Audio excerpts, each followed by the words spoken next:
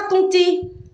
Voici celui de Nzengayong, un monstre de près de 2 mètres de profondeur qui s'est ouvert sous la chaussée comme une plaie béante, exposant câbles électriques et tuyaux d'eau à quelques mètres d'un passage à niveau très fréquenté.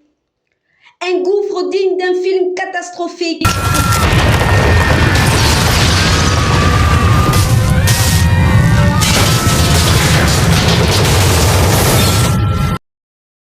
Mais ici, ce n'est pas Hollywood, c'est Libreville. Et face à ce danger, que fait-on? On attache une corde à un vieux baril en guise de signalisation. Invisible la nuit, ces dispositifs relèvent plus du gag que de la sécurité publique. Malgré les alertes des riverains, malgré même les reportages passés dans les médias, rien de sérieux n'a été entrepris. Jusqu'à ce jour, les autorités semblent enfin réagir. Mais comment? Des brouettes de terre, un petit tas de gravier et bientôt un peu de béton pour reboucher le trou comme s'il s'agissait d'un simple nid de poule.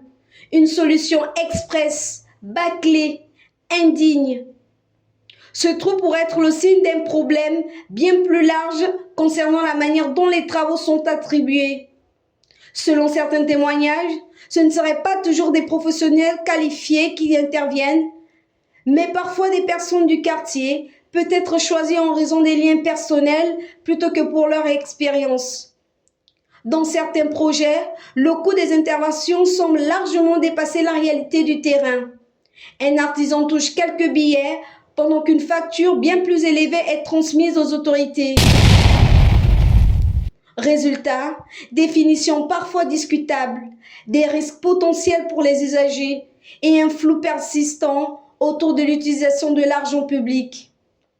Le ministre des Travaux publics et le directeur général de la sécurité routière doivent des explications. Ce n'est plus une simple négligence, c'est une mise en danger délibérée de la population. Le peuple gabonais a voté pour la rupture. Il n'est plus prêt à tolérer l'incompétence, le clientélisme et le mépris des vies humaines. Ce trou en Nzengayong n'est pas qu'un accident, c'est un symbole, celui du système qu'il est temps d'enterrer définitivement.